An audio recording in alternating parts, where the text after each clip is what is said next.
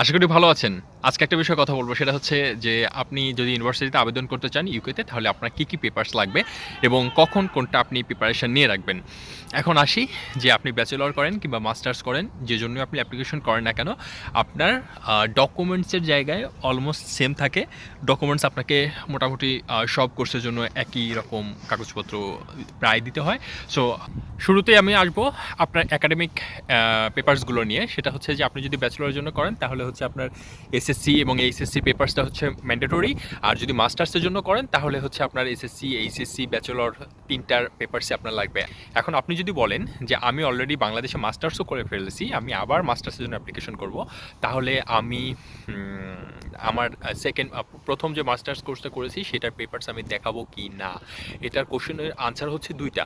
প্রথমটা হচ্ছে আপনি যদি মনে করেন যে আমি আসলে ইউনিভার্সিটিকে জানাতে চাই যে আমি সেকেন্ড মাস্টার্স করতে চাই এবং এই রিজনে আমি আমার সেকেন্ড মাস্টার্সটা করব, তাতে কোনো ইস্যু না। আপনি আপনার মাস্টার্সের সার্টিফিকেট আপনি তাদের কাছে বলতে পারেন যে আমি অলরেডি একটা করেছি মাস্টার্স এটার উপরে এবং আমি এই সাবজেক্টের উপর এখন সেকেন্ড মাস্টার্স করতে চাই এই কারণে। এটা হলো একটা কারণ।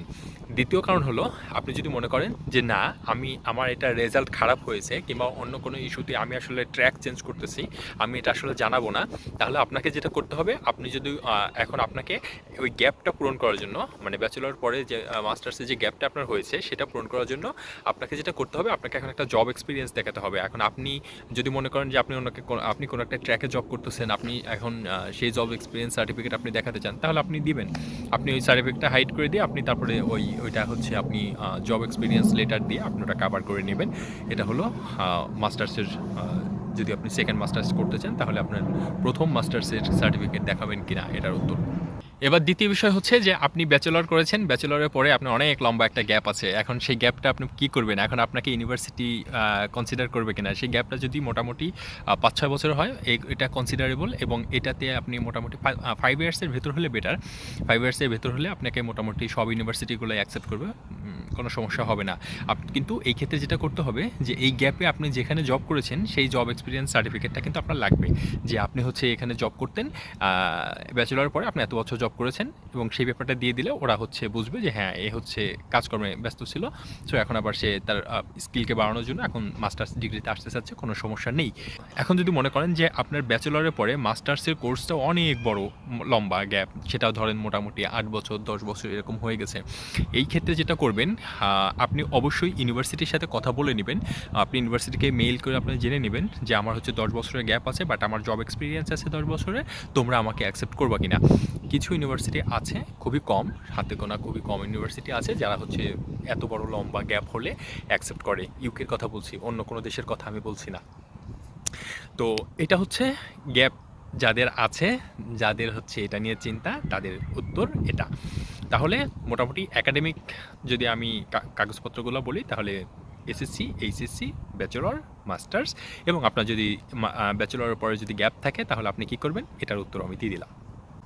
এবার আসি, আপনি এইগুলোর সাথে আপনার হচ্ছে পাসপোর্টের কপি লাগবে অ্যাপ্লিকেশন করতে। আপনার পাসপোর্টের মেয়াদ যেন অ্যাট লিস্ট 6 মাস থাকে, বাট আমি বলবো 1 বছর যেন থাকে। কারণ হচ্ছে আপনি 6 মাস পাসপোর্টের মেয়াদ থাকতে যদি আপনি ইউনিভার্সিটিতে অ্যাপ্লিকেশন করেন, আপনি ইউনিভার্সিটি থেকে অফার আসতে সব কিছু করতে করতে দেখবেন 2-3 মাস চলে গেছে, ভিসার জন্য আবেদন করলে আপনার কিন্তু থাকবে না।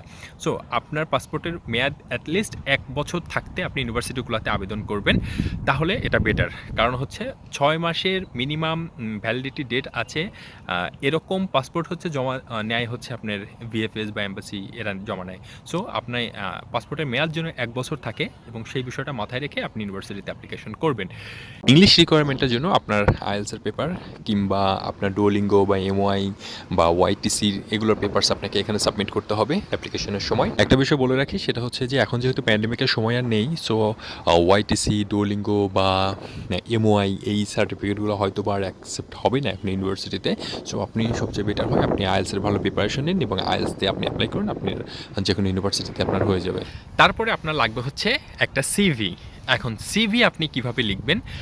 আমি সিভি কিভাবে লিখতে হয় সে বিষয়ে আমি একটা ভিডিও অনেক আগেই পোস্ট করেছি আমার এখানে। আপনি চাইলে ওইটা দেখে নিবেন। আমি কথা বাড়াবো না এখন। যদি মনে করেন যে সিভি কিভাবে লিখতে হয় বা ইউরোপিয়ান সিভির ফরম্যাটগুলা কি হবে, আপনি ওইটা দেখে নিবেন বা সিভিতে কি, কি ইনফরমেশন দিতে হয়। তারপরে হচ্ছে লাগবে আপনার এসওপি। এখন এসওপিটা আপনি কিভাবে লিখবেন সে বিষয়ে আমার একটা ভিডিও আছে। আপনার জানা থাকলে ভালো, না যদি জানা না থাকে আপনি এসওপির ভিডিওটা আপনি দেখে নিবেন। প্রচণ্ড বাতাস।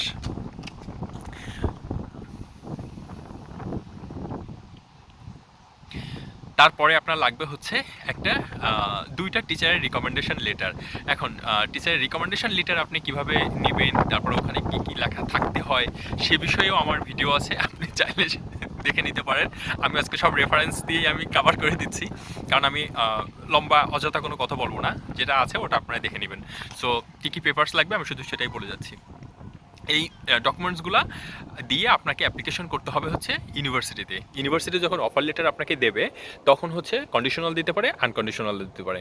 যদি কন্ডিশনাল দেয় তখন একটা মিনিমাম টিউশন ফি তাদেরকে পে করতে হয়। সেটা ২,০০০ পাউন্ড হতে পারে, ৪,০০০ পাউন্ড হতে পারে, ৫,০০০ পাউন্ড হতে পারে, ডিপেন্ড অন ইউনিভার্সিটি। সো আপনি সেই মিনিমাম টিউশন ফিটা পে করার পরে ওরা আনকন্ডিশনাল লেটার দিয়ে দেয় যে হ্যাঁ তোমার উপর আমার আর কোনো শর্ত নেই, সো এখন তুমি আসতে পারো। আপনি যখন আনকন্ডিশন পেয়ে গেলেন তখন আপনার যেটা করতে হবে, আপনার একটা টিবি টেস্ট করাতে হবে। টিবি টেস্ট কিভাবে করবেন আপনি কোন পলিসি অ্যাপ্লাই করলে দ্রুত লাইন পাবেন এসব বিষয় নিয়েও আমি টিবি টেস্টের একটা ভিডিও আমার আছে। সো আপনি সেটাও দেখে নিতে পারেন। টিবি টেস্টের বিষয়টা দেখে নেবেন। টিবি টেস্ট গেল। তারপরে হচ্ছে টিবি টেস্ট করানোর পরে আপনার যেটা লাগবে ব্যাংক স্টেটমেন্ট। এখন ব্যাংকে কত টাকা রাখতে হয়, কিভাবে এটার একটা গাণিতিক ক্যালকুলেশন আছে, এই বিষয়ে আমি পরে একটা আলাদাভাবে কথা বলবো। আপনি ব্যাংক স্টেটমেন্ট যেটা আছে, ব্যাংক স্টেটমেন্ট এখন আপনার লাগবে।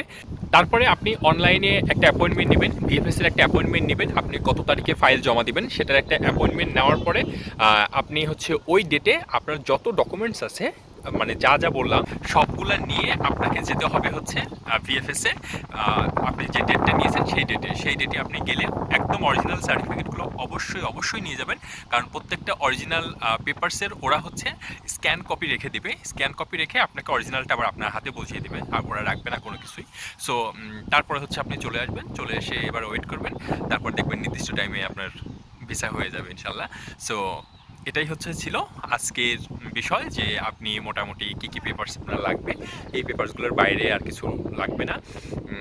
আর এরপরেই আমি আপনার সাথে আলোচনা করব যে এই আপনি যদি ফুল প্রসেসটা কমপ্লিট করতে চান তাহলে সেটার টাকা কত লাগবে। তার মানে ইউকেতে অ্যাপ্লিকেশন থেকে শুরু করে আপনি পৌঁছানো পর্যন্ত কত টাকা আপনাকে বাজেট করতে হবে। আজকে এখানে শেষ করছি, কারণ এখানে প্রচুর বাতাস, আজকে আর কথা বলবো না। ধন্যবাদ।